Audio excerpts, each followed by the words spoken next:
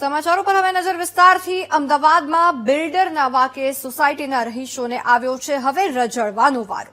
ઓરડાની જગ્યા પર બનાવેલ સ્નેહાંજલિ સોસાયટી કે જેને તોડી પાડવાના આદેશ આપવામાં આવ્યા છે। ઓરડાને ભરવાની થતી 41 કરોડની રકમ બિલ્ડરે ન ભરતા પરેશાની થઈ રહી છે। થલતેજમાં ગુલાબ ટાવર પાસે 1987માં બનાવાઈ હતી સ્નેહાંજલિ સોસાયટી। અંજામ બિલ્ડરના વાકે સોસાયટીના રહીશો પર ઘર વિહોણા થવાનો ભય છે। બિલ્ડરે પૈસા ન ભરતા ઔડાએ બિલ્ડર પાસેથી જમીનની માંગ કરી છે। 30 સપ્ટેમ્બર સુધીમાં પૈસા નહીં ભરાય તો સોસાયટી પર ફરી વળશે બુલડોઝર અને અનેક લોકો અનેક પરિવારો કે જે આ સોસાયટીમાં રહે છે તેઓ ઘર વિહોણા થઈ જશે, રઝળતા થઈ જશે તેઓ બિલ્ડરના વાકે। ત્યારે એમના દ્વારા પણ વિરોધ કરવામાં આવ્યો છે। પોસ્ટરો સાથે તેમના દ્વારા વિરોધ કરાયો। અમદાવાદમાં 1987માં જૂના થલતેજ વોર્ડમાં એક સ્નેહાંજલિ સોસાયટી બની। સોસાયટીની વાત કરવામાં આવે તો ઓએનજીસીની લોન ઉપર આ સોસાયટી બનાવવામાં આવી હતી, પરંતુ જે જગ્યા ઉપર સોસાયટી બનાવવાની હતી તે જગ્યાએ સોસાયટી બની નહીં અને બિલ્ડરે એની સામે જે ખાલી જગ્યા હતી ઓરડાની તેમાં સોસાયટી બનાવી નાખી। આખો મામલો હાઈકોર્ટમાં ગયો, હાઈકોર્ટમાંથી સુપ્રીમ કોર્ટમાં ગયો અને સુપ્રીમ કોર્ટે હવે ટકોર કરી છે કે 30 સપ્ટેમ્બર સુધી સોસાયટીના રહીશોએ અમદાવાદ મ્યુનિસિપલ કોર્પોરેશનમાં 41 કરોડ રૂપિયા ભરવાના થશે, તો જ તેમના નામે આ સોસાયટી થશે અને જો નહીં ભરે તો 1 ઓક્ટોબરથી ફરીથી 80 કરોડ રૂપિયા ભરવાના થશે। ક્યાંક તે ક્યાંક રહીશો ચિંતામાં મુકાયા છે અને જો પૈસા નહીં ભરે તો અમદાવાદ મ્યુનિસિપલ કોર્પોરેશનનું બુલડોઝર આ સોસાયટી ઉપર ફરશે। સોસાયટીના રહીશો સાથે વાતચીત કરવામાં આવે, સોસાયટીની વાત કરવામાં આવે તો સોસાયટીમાં મોસ્ટલી અત્યારે સિનિયર સિટીઝનો રહી રહ્યા છે। જે બિલ્ડર છે તે બિલ્ડર દ્વારા 3 કરોડ 71 લાખ રૂપિયા જેટલી રકમ અમદાવાદ મ્યુનિસિપલ કોર્પોરેશનમાં ભરવામાં આવી હતી, પરંતુ સુપ્રીમ કોર્ટના હુકમની જે અંતિમ તારીખ આવે તે પહેલા જ બિલ્ડર અમેરિકા ભાગી ગયા છે।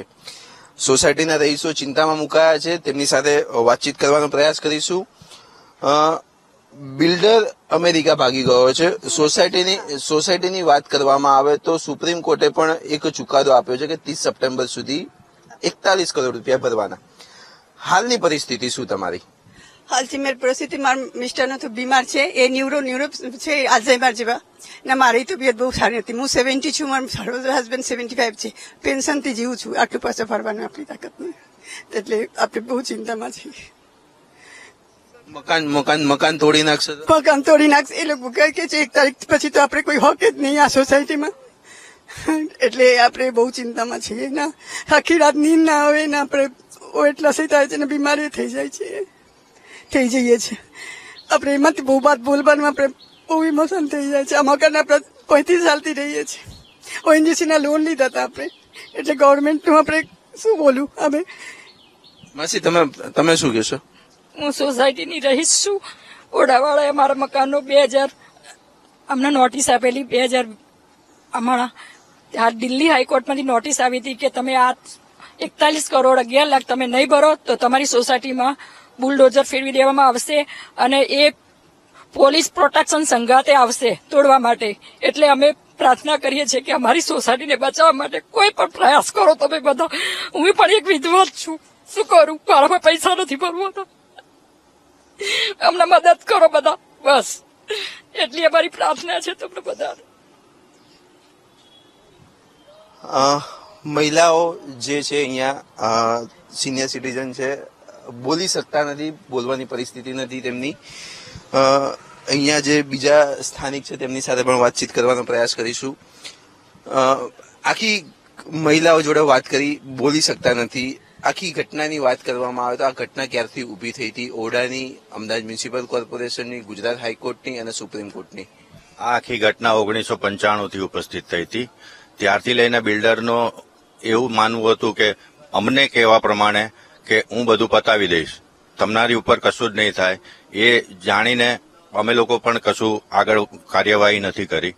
એ પછી અત્યારે હાલ 1 ફેબ્રુઆરી 2024ના નિર્ણય મુજબ ઓરડામાં 81 કરોડ ભરવાના હતા, જે અમે સુપ્રીમ કોર્ટમાં ગયા, ત્યાંથી 41 કરોડ કરાયા અને હવે 41 કરોડ બિલ્ડર કહે છે હું નહીં ભરું અને ભાગી ગયા છે।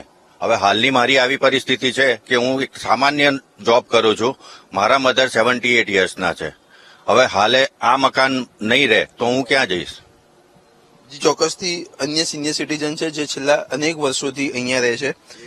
કાકા, વર્ષોથી તમે અહીંયા રહો છો, પરિસ્થિતિ કેવી સોસાયટીની હાલમાં? અને જો 30 તારીખ એટલે હવે ગણતરીના જ દિવસો બાકી છે, 30 તારીખ સુધી નહીં ભરવામાં આવે તો શું સોસાયટીનું શું થશે? तो लोग कहाँ जाएंगे, क्या करेंगे? किसी के पास पैसे भरने की कोई शक्ति नहीं, और 10 तो विधवा हैं, और हमारे को जो है कॉन्ट्रैक्टर बोलता रहा कि मैं पैसे भर दूंगा और आप भाग गया है. और हमारे एरिया का अमित शाह जी, ये यहाँ के हैं, ये भूपेंद्र भाई यहाँ के हैं, समझे. मोदी साहब बोलते हैं कि लोगों को मकान देंगे, सबको ऐसा छत देंगे, और हमारी सोसाइटी तोड़ रहे हैं. ये कैसा अन्याय हो रहा क्या नहीं. मोदी साहब को और सबको बोलो कि हमारे जो सोसाइटी है, हमारी सोसाइटी बचावे कैसे भी. और बिल्डर के पास 500 बीघे जमीन है, वो ऐसा नहीं कि उसके पास पैसे नहीं भर सके. अंजना बिल्डर वालों के पास बहुत पैसा है, और ये पैसे भर सकते हैं, इनसे पैसा भराओ. हमारे आदमी कोई पैसा भर नहीं भर सकते, और हम रोड पे आ जाएंगे तो हम कहाँ जाएंगे? मोदी साहब और अमित शाह और नड्डा जी, ये जो सब हैं, ये सोचें कि हमारा क्या करने का है.